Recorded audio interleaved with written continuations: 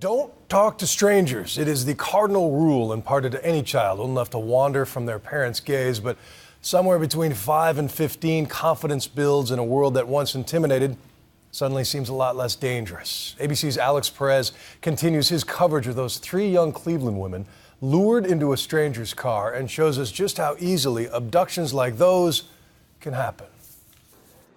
It's the first Friday night in Cleveland in nearly a decade. Someone, somewhere, isn't wondering where Amanda Berry, Gina DeJesus, and Michelle Knight are.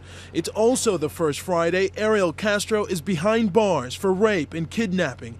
Today, DNA proved definitively he is the father of the 6-year-old girl born while he imprisoned these 3 women. Michelle Knight, the oldest of the 3 victims, was released from the hospital today. Like Amanda and Gina before her, she's asked for privacy to start healing.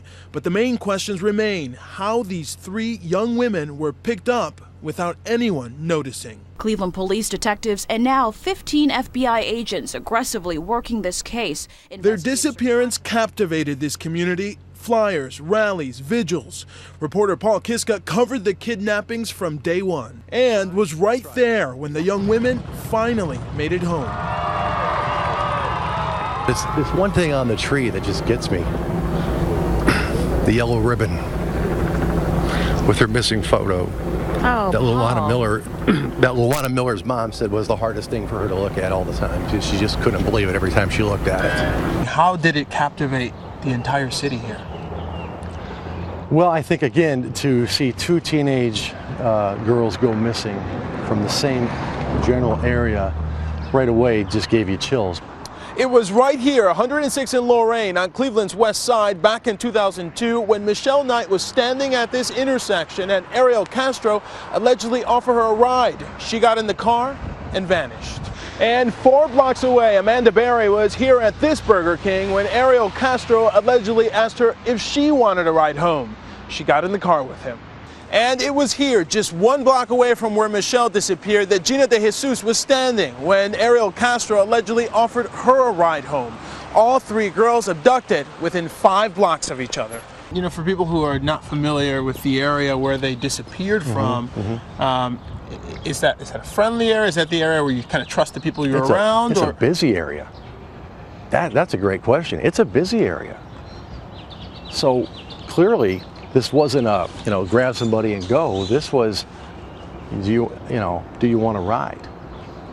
And it breaks my heart how he tricked them. Because you could just picture it. You could picture they must have trusted something about him to get into a car, especially poor Gina, knowing that he's the dad of a friend, that he drives a school bus in the area. Abductions like these are all too common. Teenagers often are the easiest targets, and predators know it. Hi, girls. My name's Bob. How are you? Good. ABC News did its own hidden camera experiments back in 2006 to see just how often a teen will get into a car with a predator. Ladies, can I speak to you for a minute? Bob Stuber is a safety expert posing as a police officer. He shows us how within less than 60 seconds, these teens will get into his car without asking one question. Are you walking down that way? Yeah. Give us a minute. Stand over here. I'm a police officer. We're making an arrest right in front of that van over there. Come over here. The teens do exactly as he says. And the police dog is out. So here's what I want you to do. Stand right here. If you see this dog, it's a German Shepherd, come running up the street. Jump in this car real quick. The 2 teens are now standing right next to his car, exactly where he wants them. Open up, jump in, real quick, just sit in the driver's seat. That's all you got to do. Fast. Inside, scoot over, real fast. I can't believe she got in the car. Her mom is watching her daughter Caitlin in a nearby van. She is stunned that in less than a minute, her 14-year-old daughter has just climbed into this stranger's car. Can't believe it. Caitlin, actually, there's not really a police incident, and your mom's right up here in this van. This is for ABC News. That's not funny. No, it's not. Try to be as honest as you can. What did you really think? I seriously didn't think you were caught. Okay, that's good.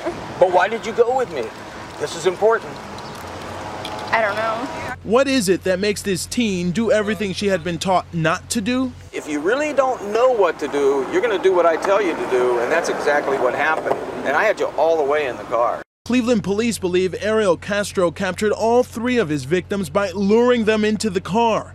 Next, Bob plays a would-be kidnapper, setting himself up as the hero.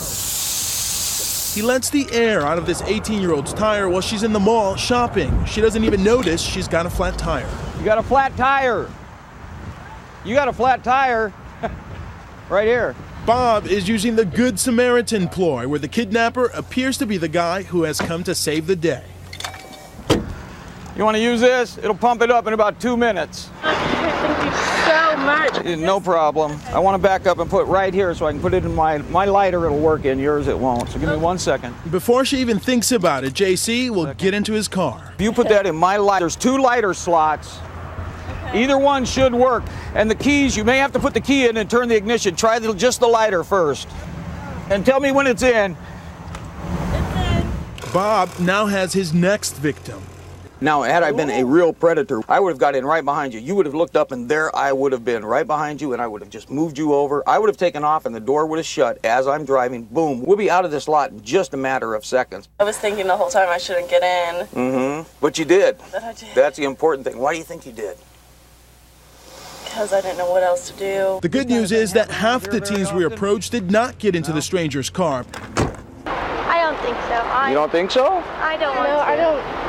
No, I don't think that's okay. But what's frightening is just how many of them did, and did so with surprising ease, just like what happened here in Cleveland. It's happening right under our noses with people that these families, some of them knew. You know, this guy was a school bus driver. It's terrifying that his daughter was in the same class as Gina. So, you know, it's all tragic. But we talk about stranger danger all the time. It's so frightening that these are people that a lot of people know as neighbors, as friends of the family. Tonight, the infamous house on Seymour Street is being boarded up, covered up this time to protect evidence that can be used to prosecute Ariel Castro, not to hide the secret horrors that Amanda Berry, Gina DeJesus, and Michelle Knight endured behind these walls. For Nightline, I'm Alex Perez in Cleveland.